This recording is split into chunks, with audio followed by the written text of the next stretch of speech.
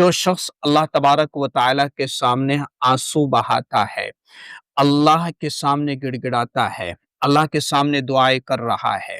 اللہ کے سامنے رو رہا ہے، اس کے آنکھوں سے آنسو نکل آئے، کبھی اللہ کی محبت میں تو کبھی اللہ کے خوف اور ڈر سے دعائیں کر رہا ہے، اس کے بدن کے رونگٹے کھڑے ہو گئے، کبھی اللہ کے سامنے ایک دم سے رونا آ جاتا ہے، اپنی تکلیفوں کو یاد کر کے، اپنی زندگی کے حالات اور پریشانیوں کو یاد کر کے، اور اللہ کے سامنے رو پڑتا ہے، اللہ کے سامنے اس کے آنکھوں سے آنسو جاری ہو جاتے ہیں، تو اس شخص کی کیا فضیلت ہے کہ جس کے اللہ کے سامنے آنکھوں سے آنسو بہہ جائے۔ آئیے ایک ایک حدیث کو سمجھتے چلتے ہیں کہ جو شخص اللہ کے سامنے روتا ہے، اللہ کے سامنے آنسو بہاتا ہے، اس کی کیا فضیلت ہے، اس کا کیا مقام ہے، اس کا کیا مرتبہ ہے، اور جب دعائیں کرتا ہے اور دعائیں کرتے وقت آنکھوں سے آنسو جاری ہو جائے تو اس کی کتنی اہمیت اللہ کے نبی صلی اللہ علیہ وسلم نے بیان فرمائی، اس کی کیا فضیلت بیان فرمائی، وہ ایک ایک سنتے چلتے ہیں۔ نبی اکرم صلی اللہ علیہ وسلم نے فرمایا، ایک بڑی عظیم حدیث مبارکہ ہے جس میں 7 لوگوں کا تذکرہ ہے، 7 لوگوں کا تذکرہ ہے۔ فرمایا کہ 7 قسم کے لوگ ہیں جنہیں اللہ تبارک و تعالی اپنے عرش کے سائے میں جگہ دے گا، جس دن کوئی سایہ نہیں ہوگا مگر اسی کا، قیامت کے دن کہ جب کسی چیز کا سایہ نہیں ہوگا، تو اس وقت اللہ تبارک و تعالی 7 قسم کے لوگوں کو اپنے عرش کے سائے تلے جگہ عطا فرمائیں گے۔ سب سے پہلا کون؟ کہ ایک عادل بادشاہ، یعنی انصاف کرنے والا بادشاہ، کہ یہ وہ شخص ہے جو اپنے اختیار کے باوجود انصاف سے فیصلہ کرتا ہے، یعنی اس کو اختیار تھا ظلم کرنے کا، لیکن وہ اللہ کے خوف سے، اللہ کے ڈر سے، شریعت اور سنت کو سامنے رکھ کر کے، اور وہ بالکل صحیح فیصلہ کرتا ہے جو شریعت کا اور اسلام کا ہے۔ تو اللہ تبارک و تعالی ایسے انصاف کرنے والے بادشاہ سے اتنے خوش ہے کہ اللہ تبارک و تعالی کل قیامت میں اسے اپنے عرش کے سائے تلے جگہ عطا فرمائیں گے۔ دوسرا وہ شخص ہے، دوسرا وہ نوجوان ہے جو جوانی میں عبادت کرنے والا ہو۔ اللہ تبارک و تعالیٰ کو وہ بندہ بہت زیادہ پسندیدہ ہے جو جوانی میں عبادت کرتا ہو، جو اپنی جوانی کو محفوظ رکھتا ہو، یعنی گناہوں سے، برائیوں سے، نافرمانیوں سے اپنے آپ کو بچاتا ہو، ان ساری نافرمانیوں سے، ان ساری چیزوں سے جن سے اللہ تبارک و تعالیٰ نے بچنے کا حکم دیا ہے، ان سے اپنے آپ کو بچاتا ہو، اور کیا کرتا ہو؟ عبادت میں لگا رہتا ہو۔ تو جوانی کی عبادت اللہ کو بڑی پسند ہے، اور جو جوانی میں عبادت گزار بن جاتا ہے تو اللہ تبارک و تعالیٰ کل قیامت میں اسے اپنے عرش کے سائے تلے جگہ عطا فرمائے گا۔ تیسرا وہ شخص ہے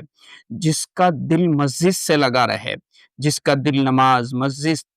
اور جماعت سے جڑا رہے، کہ ایسا بندہ دنیا میں بھی نور اور سکون پاتا ہے اور آخرت میں عرش کا سایہ پائے گا۔ جس کا دل مسجد کی طرف ہو، تجارت بھی کر رہا ہے، کاروبار بھی کر رہا ہے، بزنس بھی کر رہا ہے، اپنے بچوں کے ساتھ بھی رہ رہا ہے، فیملی کے ساتھ بھی رہ رہا ہے، اور اپنا ہر کام جو اس کے تقاضے، اس کی ضرورت ہے، وہ سارے پوری کر رہا ہے، لیکن اس کا جو دل ہے وہ مسجد کی طرف لگا ہوا ہے، اس کی جو فکریں ہیں وہ مسجد کی طرف لگی ہوئی ہے کہ ابھی نماز کا وقت آئے گا اور میں نماز پڑھنے کے لیے فوراً جاؤں گا۔ تو اس کا جو دل کی جو کیفیت بنی ہوئی ہے وہ مسجد کی طرف بنی رہتی ہے کہ ابھی حکم آئے گا اللہ کا اور میں فوراً اپنے سارے کام کاج کو چھوڑ کر کے مسجد کی طرف نکل چلوں گا۔ تو وہ شخص جس کا دل مسجد سے لگا رہے، مسجد سے اٹکا رہے، مسجد کی طرف اس کا دل لگا رہے، کہ بس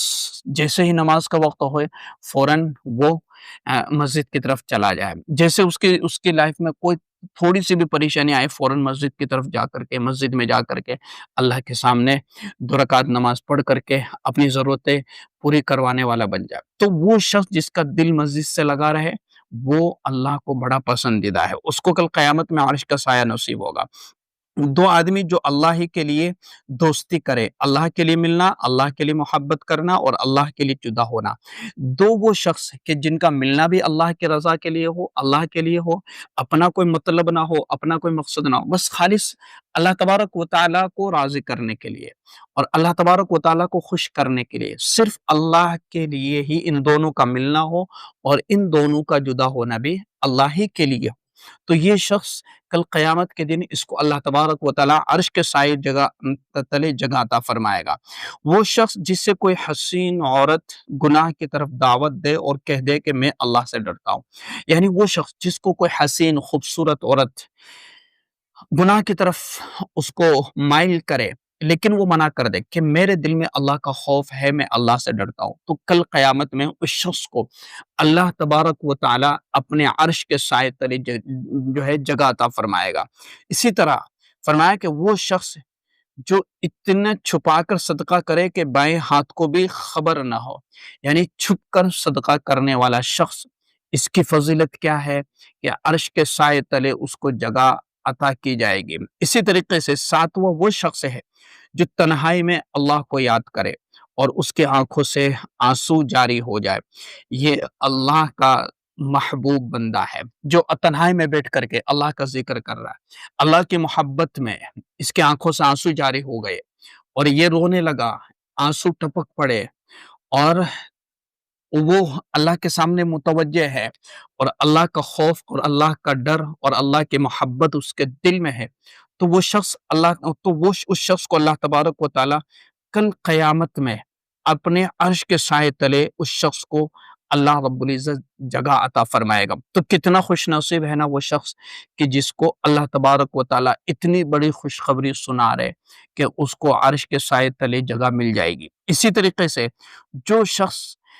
دعا مانگتے وقت، اسی طریقے سے جو شخص اللہ کے سامنے رونے لگ جائے، جس کے آنکھوں سے آنسو جاری ہو جائے، اس کے تعلق سے کیا فرمایا نبی اکرم صلی اللہ علیہ وسلم نے کہ دو آنکھوں کو جہنم کی آگ چھوئے گی نہیں، وہ آنکھ جو اللہ کے خوف سے روئے اور وہ جو اللہ کی راہ میں پہرا دے، اللہ کے راہ میں اللہ کے لیے جو آنکھ پہرا دے رہی ہے، اپنے قافلے والوں کی حفاظت کر رہی ہے، قافلے والوں کی جو ہے رہبری کر رہی ہے اور اس کے لیے وہ جو ہے اس کو متعین کیا گیا اور پوری رات جگا ہوا ہے اور وہ پہرا دے رہا ہے، تو یہ دو آنکھیں کہ فرمایا کہ ان دو آنکھوں کو جہنم کی آگ نہیں چھوئے گی۔ اسی طریقے سے دعا میں بہنے والا، اسی طریقے سے جو شخص اللہ کے خوف سے روئے اور اللہ کے ڈر سے روئے تو جہنم میں کبھی بھی داخل نہیں ہوگا، جہنم میں وہ شخص کبھی بھی داخل نہیں ہوگا جو شخص اللہ کے خوف سے رویا ہو۔ اور اسی طریقے سے ایک اور حدیث میں آتا ہے کہ حضرت عبداللہ بن مسعود رضی اللہ تعالیٰ عنہ فرماتے ہیں کہ میں نے نبی اکرم صلی اللہ علیہ وسلم کو سورہ نساء کی آیت سنائی، جب اس آیت پر پہنچے وَجِئْنَا بِكَ عَلَىٰ هَٰؤُلَاءِ شَهِيدًا، تو آپ کی آنکھوں سے آنسو بہ رہے تھے، تو یہ آنکھوں سے آنسو کا بہنا اور قرآن سن کر کے یا اللہ کا ذکر کر کے یا اللہ کے سامنے رونا، اللہ کے سامنے گڑ گڑانا اور اللہ کے سامنے آنسوؤں کا بہانا، یہ نبی اکرم صلی اللہ علیہ وسلم کی سنت بھی ہے۔ اللہ کے رسول صلی اللہ علیہ وسلم اپنی امت کے لیے، اس امت کے لیے خوب رویا کرتے تھے، تو یہ نبی اکرم صلی اللہ علیہ وسلم کا رونا ہمارے لیے جو ہے بہت بڑا انعام ہے کہ اللہ کے نبی صلی اللہ علیہ وسلم کی دعا کی بدولت آج ہم بچے ہوئے ہیں، آج ہم ہدایت پر ہے، اللہ کے نبی صلی اللہ علیہ وسلم کی دعا کی بدولت آج ہم اللہ کے عذاب سے بچے ہوئے ہیں۔ تو یہ دعا کرنا، دعا میں رونا، دعاؤں میں آنسو کا بہانا، یہ اللہ کے نبی صلی اللہ علیہ وسلم کا خاص عمل اور خاص حصہ اور ایک اہم عمل رہا ہے۔ اسی طریقے سے نبی اکرم صلی اللہ علیہ وسلم نے خطبہ دیا تو آپ کی آواز بھر گئی اور آنکھوں سے آنسو بہ رہے تھے، تو آنکھوں سے آنسو یہ اللہ کی محبت میں اور کبھی اللہ کے خوف سے، اللہ کے ڈر سے، کبھی نہ کبھی انسان کے دل میں، انسان کے آنکھوں سے آنسو جاری ہو ہی جاتے ہیں، تو یہ بھائی سے بڑی فضیلت والی بات ہے اس شخص کے لیے کہ جو اللہ کے سامنے روئے، اللہ کے قرآن کو سن کر کے رونے لگے، اللہ کے ذکر کو سن کر کے رونے، جو ہے اللہ کا ذکر کر کے رونے لگے، اس کے آنکھوں سے آنسو جاری ہو جائے۔ تو یہ میں نے آپ کے سامنے کچھ احادیث مبارکہ رکھی ہے کہ جس میں اس شخص کی فضیلت بیان کی گئی جو شخص اللہ کے سامنے روتا ہے اور اللہ کے سامنے گڑ گڑاتا ہے، اللہ کے سامنے اپنے آنسو بہاتا ہے، اس کے لیے فضیلت بیان کی گئی ہے۔ تو جب بھی ہم دعا کریں تو کوشش کریں کہ ہم اللہ کے سامنے روئے، اللہ کے سامنے گڑ گڑائے، اپنے گناہوں کی توبہ کرے، اپنے گناہوں کی مغفرت مانگے اللہ سے،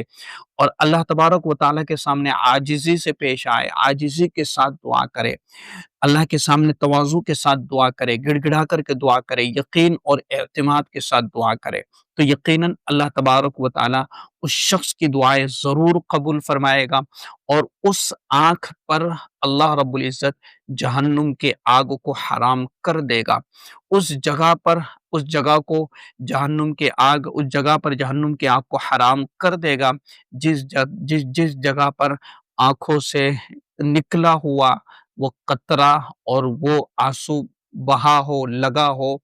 جو اللہ کی محبت میں، اللہ کے خوف سے نکلا ہوا ہو، تو یقیناً بڑی فضیلتیں ہے اس شخص کے لیے۔ تو ہمیں بھی اللہ سے دعائیں کرنا چاہیے، اپنے دل کی کیفیت کو تبدیل کرنا چاہیے، اور اس ویڈیو کو لازمی طور پر شیئر کریں تاکہ لوگوں کو فائدہ ہو جائے۔ السلام علیکم ورحمۃ اللہ وبرکاتہ۔